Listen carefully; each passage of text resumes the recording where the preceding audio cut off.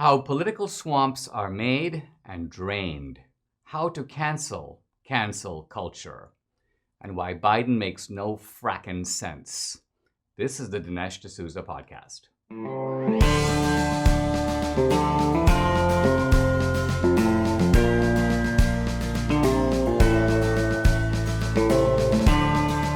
America needs this voice. The times are crazy.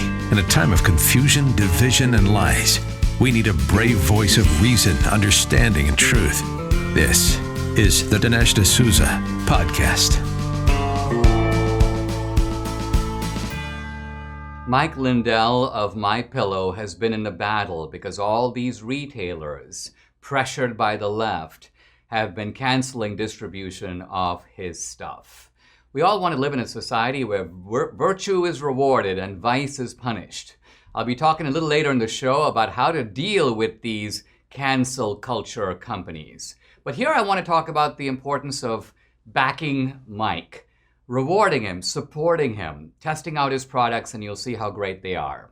Mike Lindell has come out with the world's most comfortable bed sheets. He found the best cotton in the world. It's in a region where the Sahara Desert, the Nile River, and the Mediterranean Sea all come together to create the ideal weather conditions for growing cotton. His new Giza Dream bed sheets, they're made with this long staple cotton, and Mike will tell you they're the most comfortable sheets you'll ever own. I can testify to that. I sleep on them every night. The first night you sleep on his sheets, you'll never want to sleep on anything else.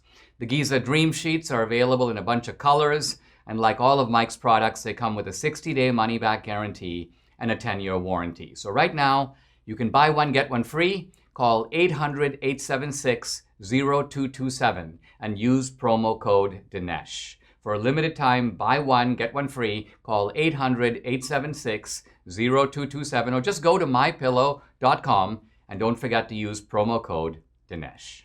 If there's one reason that Donald Trump came to Washington, it was to clean things up. It was to drain the swamp. Trump promised to drain the swamp. He never stopped talking about it. We have begun to drain the swamp. But did he, in fact, drain the swamp? Here we are after the 2020 election, and it would appear that the swamp beat him. The swamp drained him. And we look at examples of that all over the place. Section 230 for the digital companies, that's still intact. Trump never had full control of his own Justice Department, neither first with Sessions nor entirely later with William Barr. We look at Planned Parenthood, which continued to receive funding throughout the Trump administration. We look at all the other federal programs and bureaucracies that remain in place. So when you have a victory or even a defeat, it's really helpful to do a little bit of a post-mortem to try to understand how you got here. And I'd like to try to do this in a very fundamental way by asking a simple question. How do swamps get made? And then I want to ask a second question. How do swamps get drained? The argument I want to make is that it doesn't take an ordinary guy to drain a swamp. In fact, you need a plumber to drain a swamp. And by a plumber, I mean you need a certain type of person to do it. And I'm not sure if Trump ever found those types of people. But let's begin with the first question, which is quite simply, how do you make a swamp? First of all, the swamp is actually sort of old. The swamp itself is not new. Maybe the swamp became bigger and deeper and more fetid, but there was a swamp even under Reagan. I remember Richard Pearl, Assistant Secretary in the Defense Department for nuclear weapons. And Pearl was a friend of mine at the American Enterprise Institute, and he once told this remarkable story in which he was at a reception with Reagan, and he went running up to Reagan, kind of broke his way through the melee, and he says, "Mr. President, I've got something really important to tell you. There are lots of people in the Defense Department and even in the State Department who are actively working to undermine your policies." And Pearl goes, I expected Reagan to be, troubled and alarmed and shocked by this information, but Reagan just gave it a belly laugh. Ha ha ha ha! Richard, don't let those bums get you down. Just keep your head down and do what you do. In other words, Reagan knew that there was a swamp. So how did these swamps come into place? I think a good way to think about it is to think about a basic government program, any kind of a program. Let's just say the government, and this could go back 30 or 40 years or even back to FDR, gets an idea of let's, for example, do something to fight poverty, or let's do something, for example, to see if we can reduce the problem of drugs. And so what the government does then is they allocate a bunch of money. And that bunch of money is then dispersed to various organizations who are supposed to do this task. Let's say, for example, it's $100,000. It goes to 10 different organizations, and all of them are supposed to be fighting poverty, let's say. And after a while, the government takes a look at this and then decides, whoa, this is really not really working. Why don't we get rid of this program? Now, what's going to happen? Right away, all these organizations that are getting, let's say, $10,000 each from the government become very alarmed. They're going to lose their money. So they all hire a lobbyist for $1,000 apiece. I'm obviously using very low numbers, but this is just for illustration. And these lobbyists, these 10 lobbyists, now fight bitterly to protect the program. Now, of course, the government that wants to cut the program goes, look at all these Americans, really many Americans are funding this program. Why don't we turn to the voters and see if we can rouse them to overpower these lobbyists? But here's the problem. Each voter has paid very little, let's just say a fraction of a penny for this particular program. And so they could care less about it. It's not even worth their time to get involved to make a phone call. And so as a result, the inaction of the people who are paying for the program, combined with the vigorous resistance of the people who have something to lose, that's how you get a swamp. I get this insight, by the way, from what is called public choice economics, a whole group of scholars who have worked on this issue and looked at this example that I gave in miniature as a metaphor for all government programs, all of which now have these entrenched bureaucracies, all in Washington, a kind of political artillery to protect their programs. And meanwhile, the voters are dispersed and inert and uninvolved. And this is how government programs take on a life of their own. They developed established interests which work together, and sometimes Republicans are part of it too. They're all part of protecting, ultimately, these privileges that have built up and grown over time that are very difficult to root out. When I come back, I'll discuss how to drain a swamp.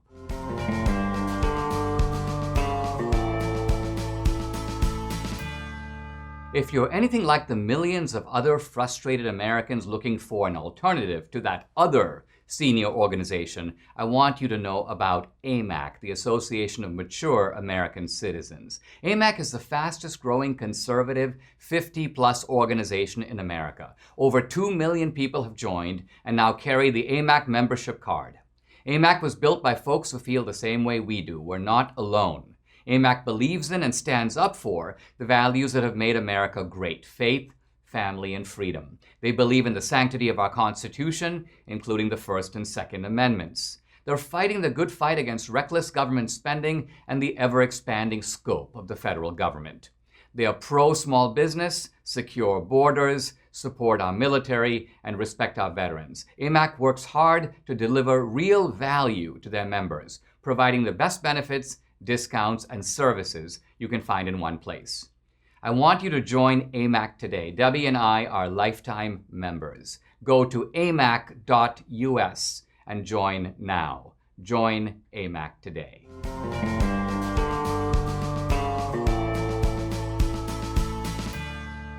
Swamps are not easy to drain. They have strong concentrations of people inside them who fight, the swamp creatures, if you will, who collaborate with each other, sometimes even across party lines. I encountered this problem as a senior policy analyst in the Reagan White House when we tried to cut government programs. It's remarkable how we face constant resistance. Every group, even within the Reagan administration, believed that their program was vital and that their organization was the necessary one to do the job. So if you talk about the drug problem, for example, suddenly the Defense Department goes, oh yeah, that's our problem. We need to basically deal with the problem in Colombia. It's a military problem.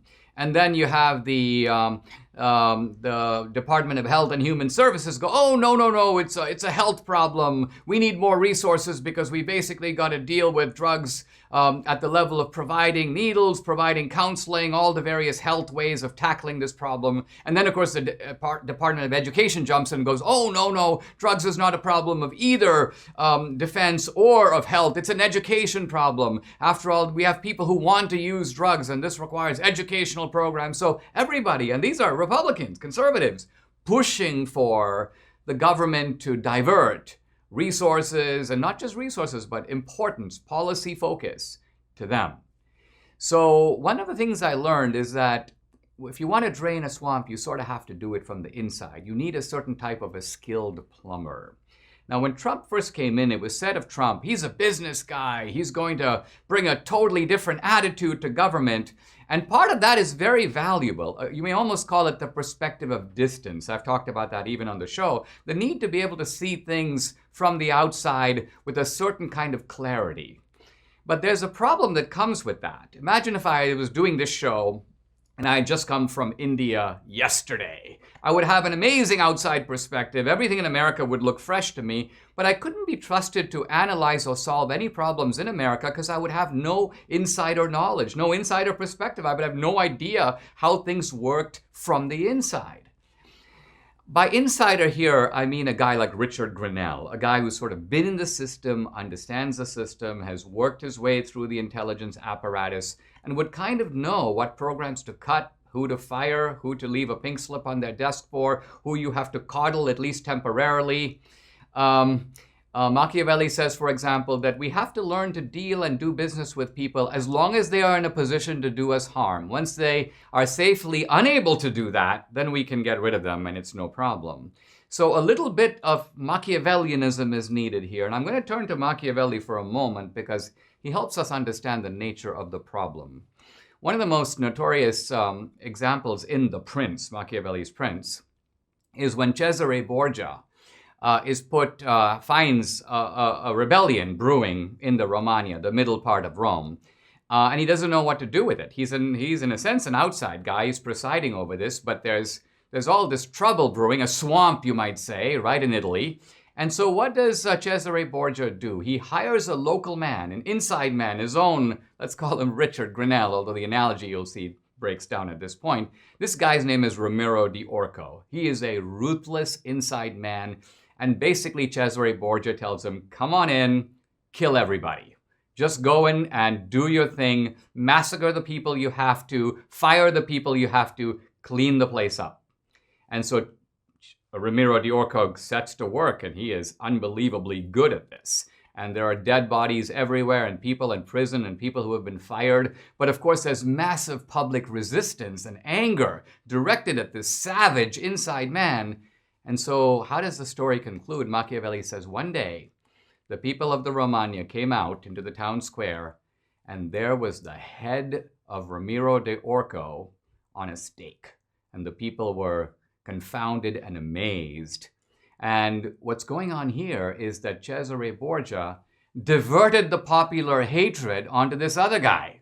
So he made him do the dirty work, then he blamed him for it, and he got rid of him along with the swamp.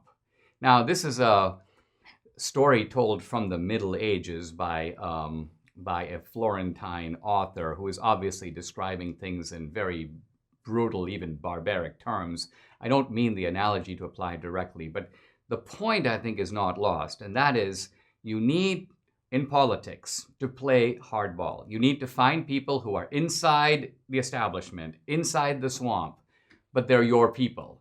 That alone is hard to do. How do you identify such people? Because they blend in with other people. You got to pick the guys on the team who are your guys.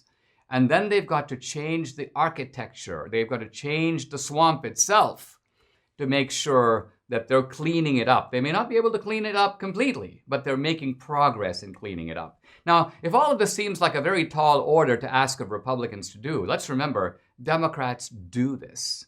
Think of, for example, how the Democrats infiltrated the police agencies of government. That hadn't happened before. I can guarantee you the FBI hadn't been taken over by the Jimmy Carter administration. But somehow under the Clintons and under Obama, they began this process of taking over these agencies, infiltrating them, and Holder saw himself as Obama's wingman. That he understood was his job from the inside. Now, obviously, they're not draining the swamp. They are actually expanding the swamp. But the principle is kind of the same. The principle is, how do you make bureaucracy or swamps do your bidding? I think as we look back on Trump, his intentions were good. His perspective was good. He meant well, and he did try. I really do wish he had had a second shot at a second term. Look at the way, for example, that even Barr was so much better than Sessions, who was a complete disgrace, a complete loser, going Rip Van Winkle on us like that. And maybe Barr would have stepped out and somebody else would have come in even better. So Trump is a quick learner. He was getting better at it. And the very bad news is that he didn't have this second chance. And therefore the swamp endures. The swamp will probably get bigger. We'll need to have another Trump, or perhaps someone with a Trumpian spirit, who has not only the desire and the outside perspective, but also the inside capacities and the inside, perhaps, ruthlessness to once and for all truly drain the swamp. We'll be right back.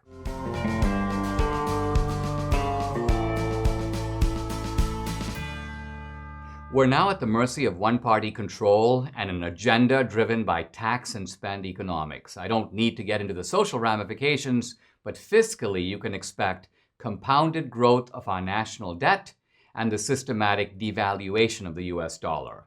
So here's a question I've been thinking about. What is your plan? What's my plan? What are we doing? What are you doing right now to protect your savings and your retirement? I'm excited to have Birch Gold Group as an advertiser because Birch Gold Group will help you diversify a portion of your savings, an IRA or eligible 401k, into an IRA backed by gold and silver. They are the premier precious metals IRA company in America with an A+ Better Business Bureau rating, countless 5-star reviews, and thousands of satisfied customers.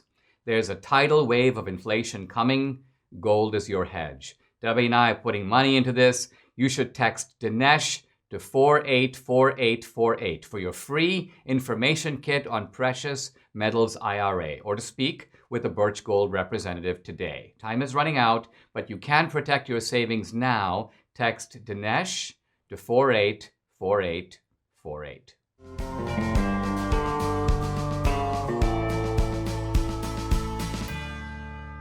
Right upon taking office, President Biden has issued a whole series of executive orders, a kind of blizzard of executive orders. And it's a lot of stuff that we would expect. In a sense, it is the reverse of the stuff that Trump did at the very beginning. So here are a few of them. He orders a federal mask mandate. He stops the building of the border wall right away. He has torn up the so-called Muslim ban, as he calls it. He signed an order to begin the process of rejoining the Paris Accord.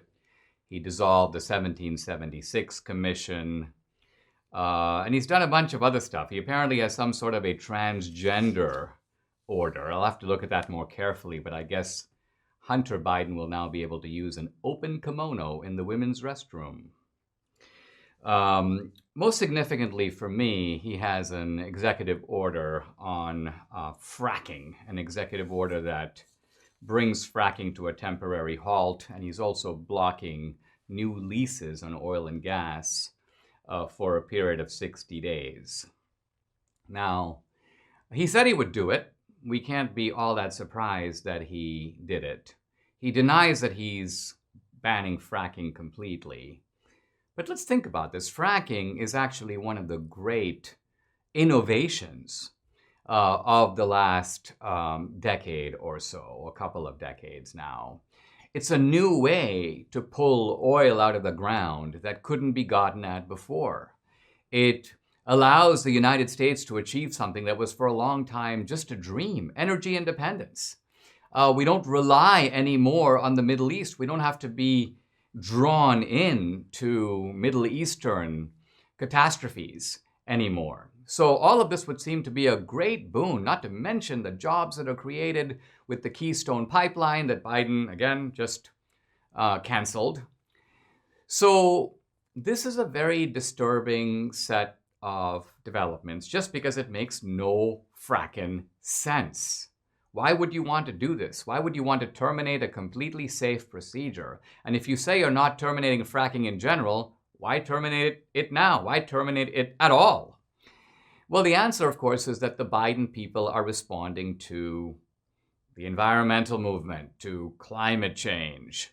And climate change is another ruse.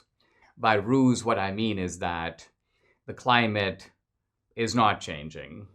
The climate all over the world is the same, pretty much, as it was when we were kids. There's some natural variability.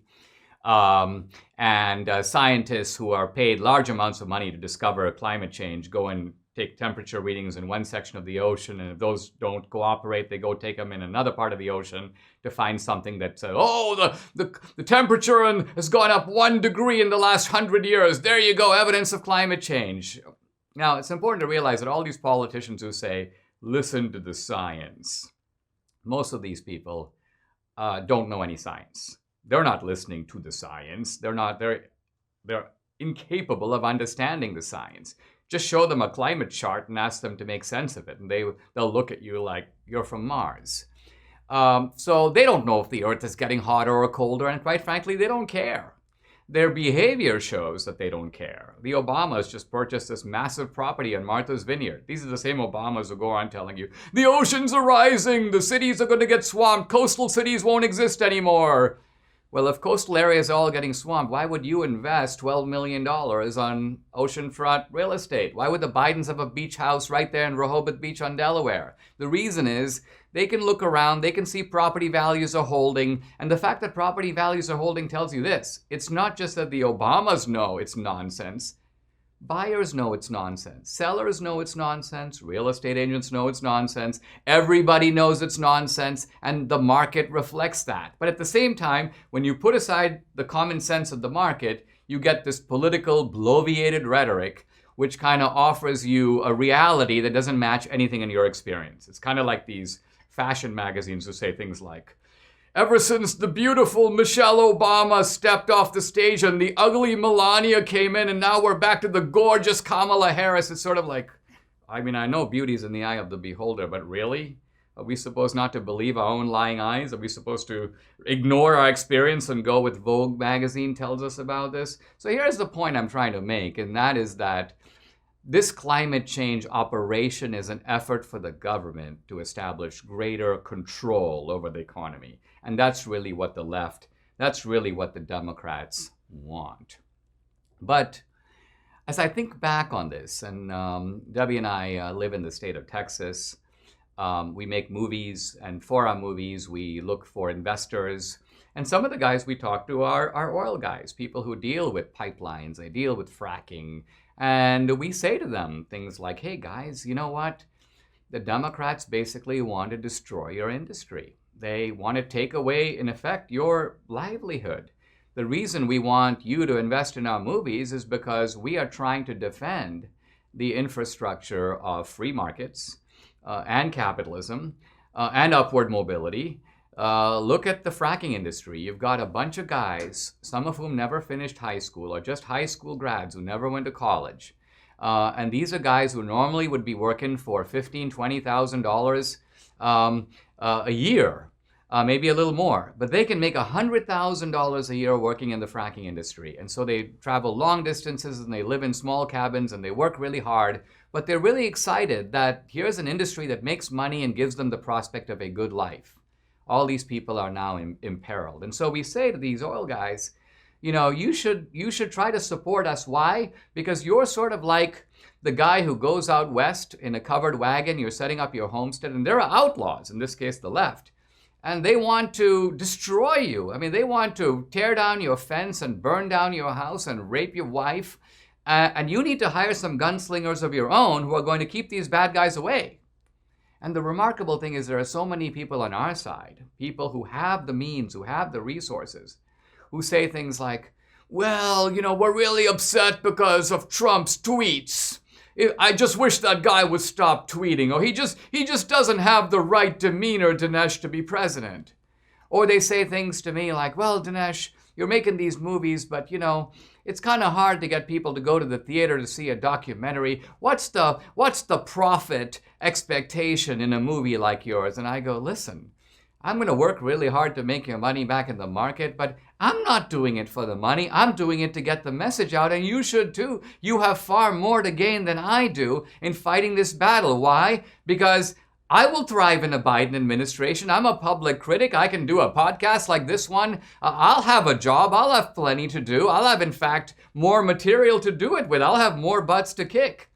You won't. They're going to go after your business. They're going to go after your livelihood. And what I find remarkable is how conservatives and Republicans who have a direct interest in protecting the system and protecting free markets are so, in a sense, blind to what the other side wants to do to them. Entrepreneurs are very good at what they do. They tend to hone into a problem. They tend to focus laser-like on the problem. But what they don't pay attention to is the broader system of free markets, what Adam Smith called the system of natural liberty, that enables their business to succeed. So they invest in the business, but they don't invest in the cultural and political infrastructure that is necessary to sustain their business. And what Biden is showing is that, hey guys, I'm going to kick down the infrastructure. Let's see what kind of sandcastle you build when I basically produce a strong wind that can knock down not just your sandcastle, but all the sandcastles on the beach.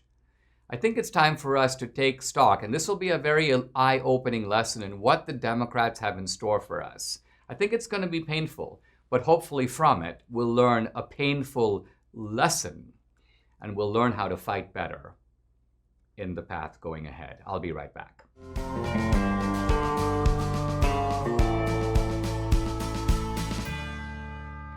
Cancel culture is now all around us. The new intolerance that we see in society that shuts down debate, reviles dissenting points of view, tries to establish a kind of uniformity or homogeneity throughout society.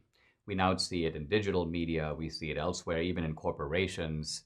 You have groups like the National Association of Realtors now notifying realtors, hey, make sure that you don't say anything that causes waves, because then we're going to have to discipline you. And so it is really kind of eerie to see this spread through society.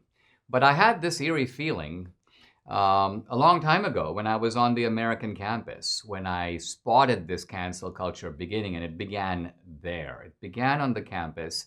It was on the campus for a long time. When I wrote my first book, Illiberal Education, I presented the campus almost as a certain kind of lunatic asylum, an asylum in the larger society where all this crazy stuff went on. And it wasn't just that I saw it that way, everybody did. In fact, when illiberal education first came out in 1991, a lot of the liberals said, Dinesh, this is ridiculous. This is not going on the American campus. You're portraying an exaggerated picture. All you've given us is a kind of plethora of anecdotes. So even they refused, or purported to refuse, to believe that this craziness was actually happening, even on the campus. But now what has happened, which is a big change, is that the craziness of the campus has spread into the larger society. The intolerance of the campus has become the intolerance of America. The closing of the campus mind has become the closing of the American mind. Debbie and I just sat down and watched a very good movie, and the movie is actually on the Salem channel. It's called Salem Now. You can watch it at salemnow.com. And in fact, they've set up a sort of a promo code Dinesh, so the people will know, the Salem guys will know you came by watching it here or hearing about it here. We watched it. It's called No Safe Spaces, and the movie is made by Dennis Prager, he's one of the narrators, and Adam Carolla. he's the other. So Dennis Prager is a cerebral guy. He is a Jewish intellectual. Adam Carolla is kind of a working class guy who kind of worked on cars and worked as a plumber and did this and took out the trash, and he's now become a kind of a cultural figure. So kind of a very kind of Laurel and Hardy, or Jekyll and Hyde, if you will, two very different guys bringing perspectives to bear on the same problem. But the same problem is you can't say what you really think. Now, who are the people pushing this intolerance? One very insightful thing about the movie is it takes you through the campus, from one campus to the other, and it kind of does case studies in which you see various controversies. There's a very telling one that occurs on a very liberal campus that I've spoken at called Evergreen College. I remember many years ago I debated a fellow named Tim Wise at Evergreen College. And this Tim Wise guy, I don't think he was a graduate of Evergreen College, but he represented the sensibility of Evergreen College. And even though I would debate this guy on multiple campuses, and over a period of many years, he would recite the same recycled so-called racist horror stories as if they had happened yesterday. So he'd recite a story. Oh, the other day I saw this and I saw that. Then I'd debate him 5 years later. He'd tell the same story. Oh, yesterday I was this same. And I'm like, Tim, you told me that story 5 years ago. You're making up the same nonsense and recycling the same stories as if they happened again and again to you. And yet the students at Evergreen were like, we've got to stop the racism and so on. Take over the campus. We need a sit-in. We need our non-negotiable demands. This is all like one comedy on top of the other. And this is the craziness I witnessed with my own eyes. One time when I was speaking about illiberal education at Tufts, I show up in the auditorium, and there's a group of minority of black students in the front row in chains. They've actually brought chains. They've chained themselves to each other and to their seats. And I'm like, wow. I mean, remember, I was at this time in my late 20s or just turned 30, and I was a little flustered by this. I'm like, how do you cope with this? Because the moment I began to speak, they would rattle their chains. So you can imagine how unnerving this was. Now, I was actually, you may almost call it saved by the bell, because what happened is more people kept pouring into the auditorium. And so they realized that the auditorium couldn't hold everybody who wanted to come. And so the fire marshal or someone said, no, we've got to move to another auditorium. And this was the beautiful thing. As we all got up to leave, these guys were chained to their seats. They couldn't get, they were like, where's the key, man? Who has the key? So we had this laughable scene. We're all leaving, and these idiots in the front row were like manacled to themselves. They, in a sense, you could almost say that their oppression and inconvenience, they did it to themselves. So I was laughing my head off as I left the stage. It's one of the more memorable, one of my better memories thinking back to the days of illiberal education now, a few decades ago. In No Safe Spaces, the movie I've been talking about, there's a very insightful observation by an evolutionary biologist, Brett Weinstein. And he's talking about the campus, and he's talking about his experiences in Evergreen. But he is predicting, and remember, this happened before the prediction kind of came to pass. He's predicting where all this campus craziness is really going to go. Watch. It cannot help but be true that if this is allowed to continue, that it is going to work its way into the entire apparatus of government, journalism, maybe most seriously into the tech sector, which has become the governance apparatus for the new public square. YouTube and Google, Facebook and Twitter dictate whose voices can be heard. And if those entities start trying to engineer the conversation to adhere to the rules laid out with these phony Trojan horse terms, disaster will be the result. Facebook is a place where more than 1 billion people worldwide come to share their thoughts and feelings. Sometimes they post content that's upsetting or insensitive. And some of those things can make people feel unsafe, like bullying, hate speech, or violence. That's why we have global community standards to decide what and who should be removed. We have a problem in that our public dialogue is passing through private servers where no protections exist. In other words, if you are not able to access the internet in the same way as someone else because the content of what you are saying has been deemed unacceptable, then that shapes the conversation that we are having with each other. It's really important to know that Bret Weinstein made these comments before these things came to pass. He was prescient about where the culture was going, and what he predicted has now come true. The asylum of the American campus still exists, but it's now part of a larger asylum that we call America. I'll be right back.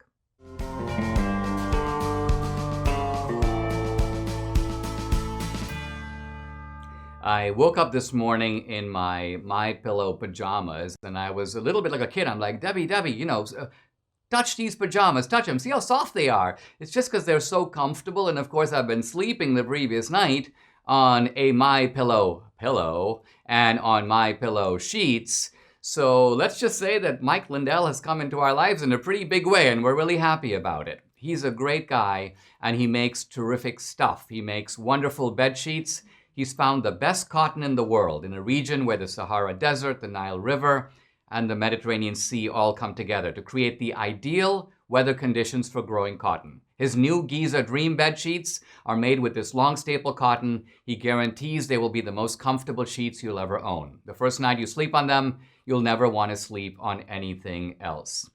I'll tell you some good news. I've been asking people to support Mike as these retailers go after him, and you've been doing it.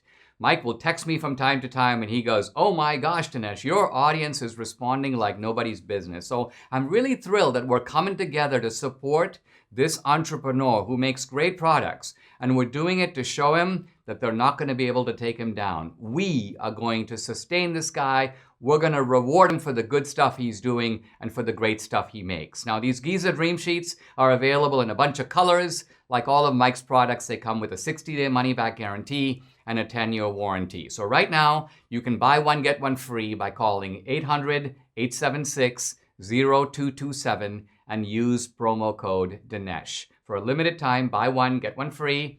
Call 800-876-0227 or just go to mypillow.com. Don't forget to use promo code Dinesh. I've been talking on this show about Mike Lindell and his experiences of being canceled, you might say, by these retail companies that, by the way, he had been doing business with for quite a while and doing very well by them. And yet, suddenly and virtually instantly, and seemingly in some sort of coordination, by which I mean just that it happens at the same time, so there would seem to be some sort of communication. They're all one after the other. Phone call, phone call, phone call. We're not carrying your stuff. Now, Mike knows, and they know, these companies do. And by the way, I'm inviting the CEOs of these companies to, come on the show and explain their position, because normally they just put out these meaningless bureaucratic statements that say absolutely nothing, like we have been reevaluating our inventory and have made a decision in the best interest of our customers. And when I see this kind of thing, I'm not sure if I'm listening to a robot or a human being that has just learned to put out messages like a robot. I mean, we live in sort of a robotic age, and so, sometimes when I'm on the phone, I give my number out like I'm a robot. 271325. So we've learned the robotic style, but companies have perfected it. Now, why are these companies doing this? Is it because there's a wave of customer dissatisfaction? Not at all. There's a left-wing guerrilla movement that goes to these companies and threatens them, threatens to accuse them of racism, threatens to shut them down, threatens to bring demonstrators to their front door, and the companies run scared. By and large, corporate America doesn't know how to deal with any of this. They don't realize that they don't need to worry about it. The whole thing is an orchestrated scam. There's no real customer dissatisfaction behind it. It is a made-up crusade. But these people are such fools that the press officer goes running in, oh, I got a call from the New York Times. Oh, I got a call from Media Matters. Oh, these groups are calling me. What do I do? What do I do? And all of them then go under their desk and they start sweating. It's a really disgraceful sight. And then they decide, okay, we're going to have to call Mike and cancel his stuff. Now, what do we who can see this spectacle of fear and cowardice and weakness, and we think to ourselves, what can we do to fortify these people's backbone? Or better still, what do we do to apply some pressure from the other side that will teach them a lesson? We'll tell them, hey guys, you know what? If you think you're going to pay a price on this side for doing this, we're going to make you pay a bigger price on the other side. But what is that bigger price, and how do we impose it on them? I don't have an easy solution to this problem, but what I will say is the solutions I often see are clearly guaranteed not to work. So let me start with the famous boycott. I'm never going to go to Bed Bath & Beyond again. You think they care? You think that your abstaining from going to Bed Bath & Beyond is going to do it? Well, we're going to get some other patriots on board. Well, let's say you put it out on social media. How many patriots are going to respond? 10? 30? Let's say it's 100. That's not enough to shake a major corporation to its core. Well, it turns out in this context that I have an experience, a very illuminating experience, of shaking a major corporation to its core. In fact, I'll sort of give you one of the punchlines. I'm sitting across from the CEO of this multi-billion-dollar corporation. In fact, it happens to be Costco. And the CEO looks me in the eye and he says, and I quote him now, Dinesh, you are destroying Costco. I think he expected me to be very ashamed. Inwardly, I was like, well, I'm destroying Costco. This is awesome. I didn't realize I had that kind of power. Who should I take on next? But this was all inside my mind. I kept a very stoic, expressionless face, adorned with appropriate cosmetic sympathy, and I listened to him. Now, let me back up and tell this story because I think it's eye-opening for thinking about what makes a corporation respond, what makes them change their ways. In 2014, I published the book America, Imagine a World Without Her, with an accompanying movie that came out at roughly the same time. Now, my books have sold and continue to sell very well in Costco. Costco made a big order for the book. And I was merrily going about promoting the book when suddenly I get a call from a journalist who says, hey, Dinesh, they've pulled your books out of Costco. And I'm like, what? Are you telling me you walked into some local Costco and the local manager didn't like the book and pulled them from the shelves? And the journalist goes, no. He goes, your books have been pulled from every Costco in America. And I go, what? He goes, oh no, there's been a policy decision at the highest levels to yank your book out of Costco, nationwide. And so I was naturally kind of amazed by this and flustered by it. And I think this is how it happened. The guys who started Costco, the top brass at Costco, were Obama guys. Jim Sinegal, the guy who founded Costco, big Obama donor, Obama supporter. There are other top guys at Costco who have been Obama guys as well. So I think what happened is that one of Obama's people, I don't know if it's Rahm Emanuel, someone like that, walks into Costco. What? I can't believe that Costco's stocking Dinesh D'Souza's book. Dinesh D'Souza is the guy who made fun of Obama. He made that movie 2016 Obama's America. Let's go get him. And so obviously they made some phone calls to Costco and said, we can't believe you're stocking Dinesh's book, and Costco obligingly decides to pull it. So there's the pressure, and remember, it's inside pressure that is coming from the other side. So now what happens? Costco pulls my book, and they've clearly decided to do it, and they have a reason to do it, which is to please the great Obama. And what's going to happen? So this journalist writes an article on a website. It's a conservative website. And it talks about the outrageousness of pulling a patriotic book. By the way, this was not a book on Obama. It was just a celebration of America, an argument for intellectual patriotism. Read it if you can. America, Imagine a World Without Her. That's the title.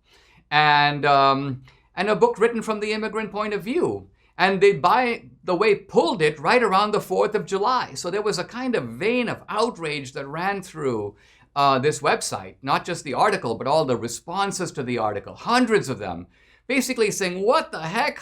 Why would you pull a Patriots book on the 4th of July? What is the matter with you, Costco? And remember, a lot of Costco shoppers are conservative-leaning people. They're people who, by and large, have small businesses. They're the kind of people who are likely to lean to the right. And these people began to complain bitterly and angrily on this site. But the reaction from Costco was essentially nothing, zero, zip. Why? Because they don't care about a conservative website. But sometime along the way, somebody on that site who was part of this ongoing dialogue decided, let's take the conversation over to the Costco website.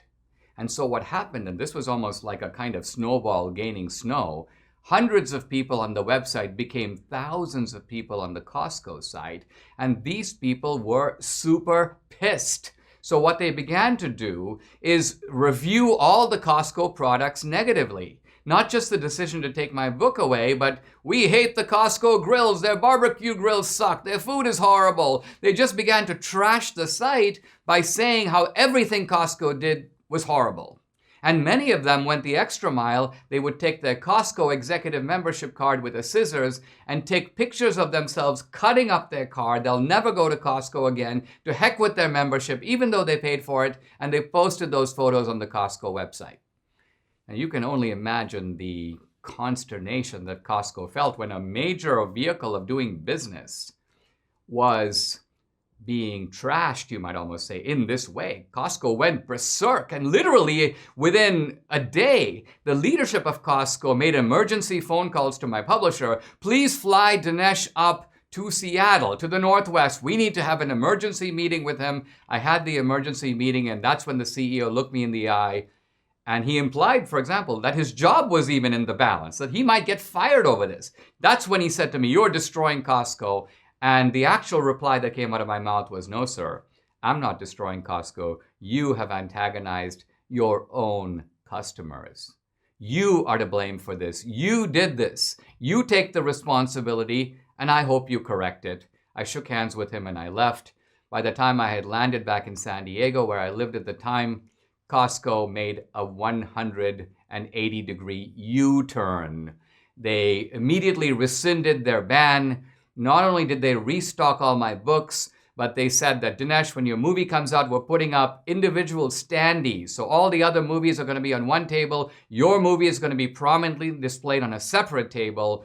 In other words, Costco made amends. And this is also very important because some of the guys on my team had said to me, oh, Dinesh, you should go take a picture of yourself cutting up your Costco card. And I said, no, I'm not going to do that. I'm going to see what Costco does. And it turns out Costco did the right thing. They did the ban and then they rescinded the ban. And I've had extremely good relations with Costco ever since. So I tell this story not because it is directly applicable to any situation. I tell it because it happened to me. It involves a major corporation. It involves a major corporation that did the wrong thing. And I was able, through a combination, again, not of my own doing, but with a little bit of luck, to help them do the right thing. And they did the right thing. And we would like to see the right thing occur in other circumstances as well. Fighting cancel culture requires us to be aware of how cancel culture works. That way, we're in a better position to undo it. I'll be right back.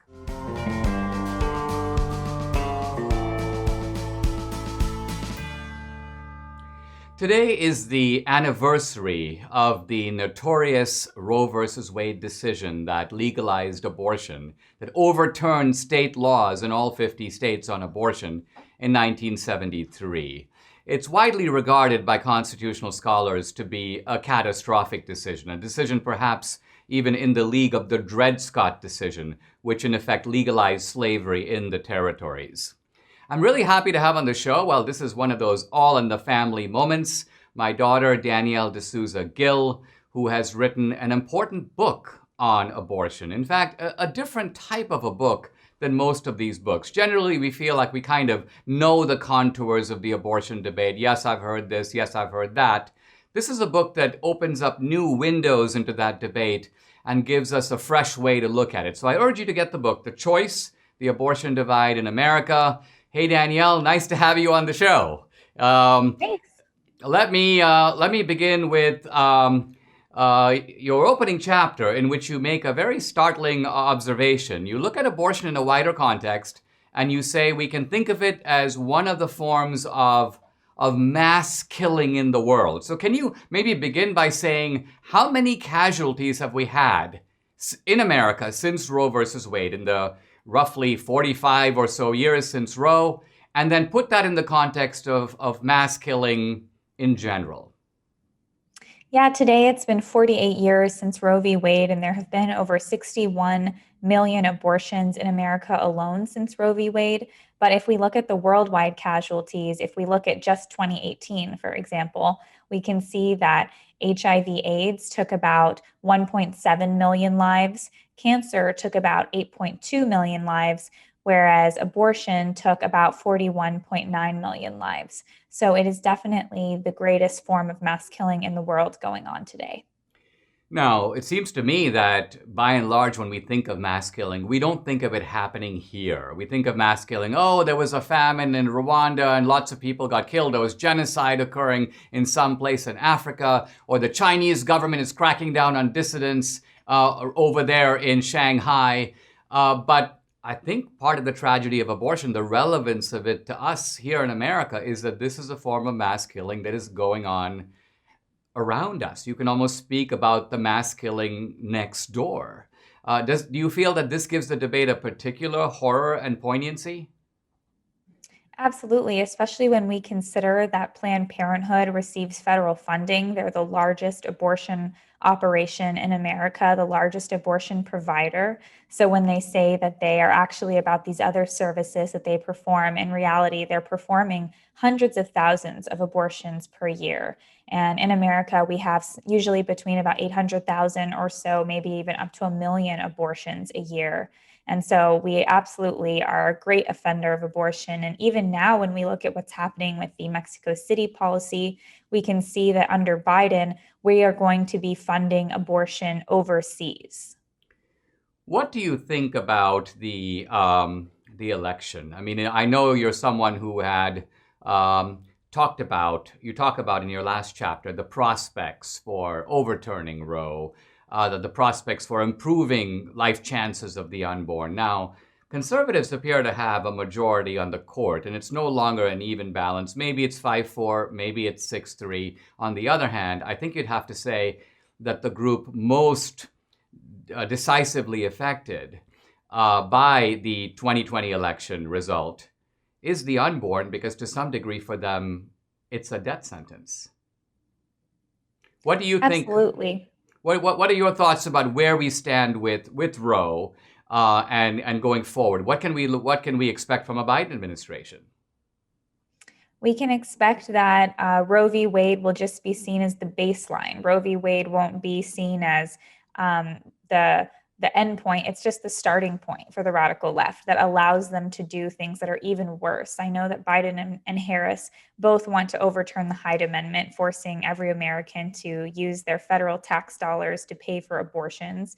As far as Roe v. Wade being overturned, we would have to rely on the court for that. But as we know, we can't really rely on the court that often. So I hope that we can, but it may take longer now because of everything going on.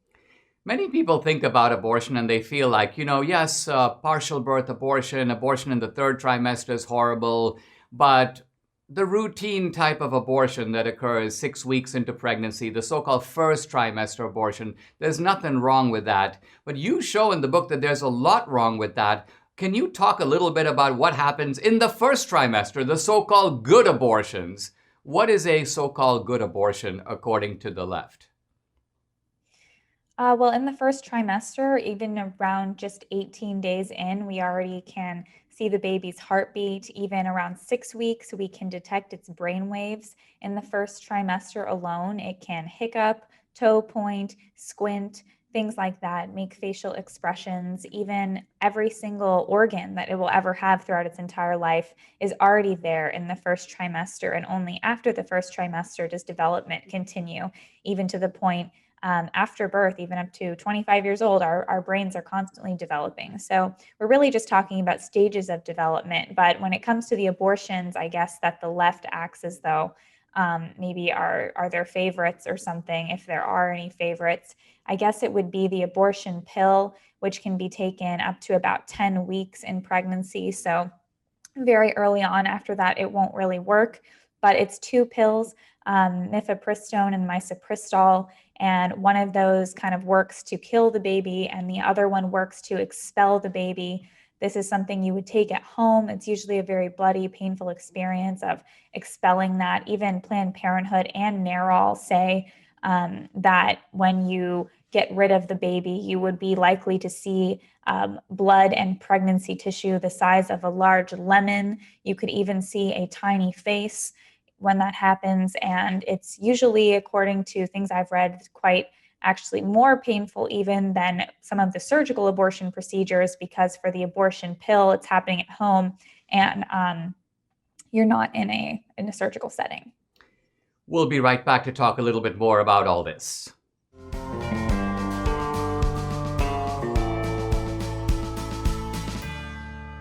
Got problems with the IRS? I got to tell you about a time not so long ago when the big bad US government tried to make an example out of me.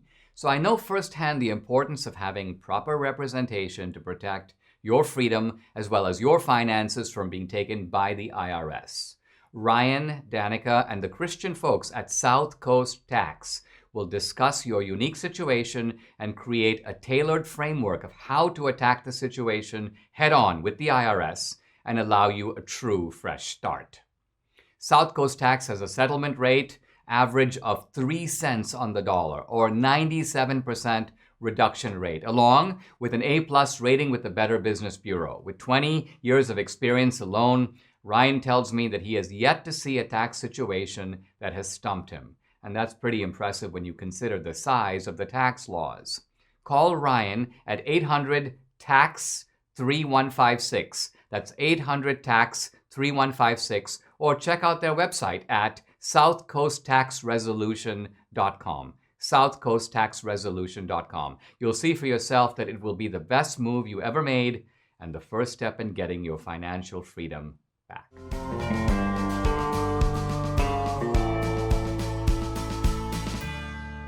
I'm back with Danielle D'Souza Gill. Now, Biden's press secretary was recently asked about the Mexico City policy about abortion. She kind of dodged the question and talked about how Biden was a Catholic and that shouldn't be questioned. Sometimes abortion is seen as a religious issue, that you have a certain view on abortion because of your theology.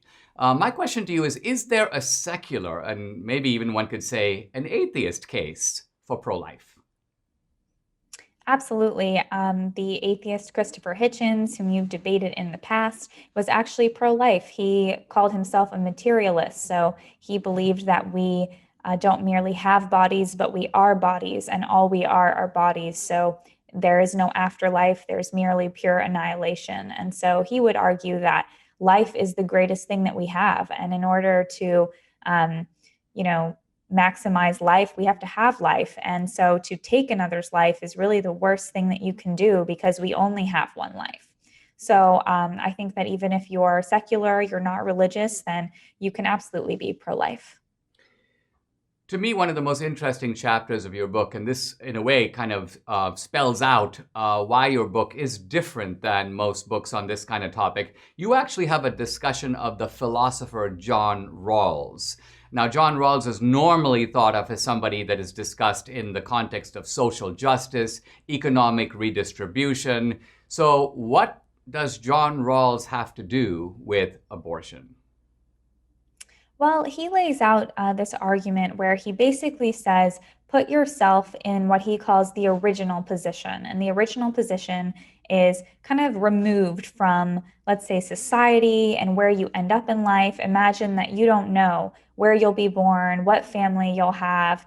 You don't know your economic situation, your health. You don't know any of these things. You are just completely removed from society. So if you are completely removed, how would we design society? Let me stop you right there, because I want to set a framework for this. I think what you're saying and what Rawls is saying is that when we think about social justice, we're all prejudiced, because we're all prejudiced in favor of our own circumstances. So if I'm a rich guy, I'm kind of going to look at things from the rich guy's point of view. And if I'm white, I'm going to look at it from the white guy's point of view.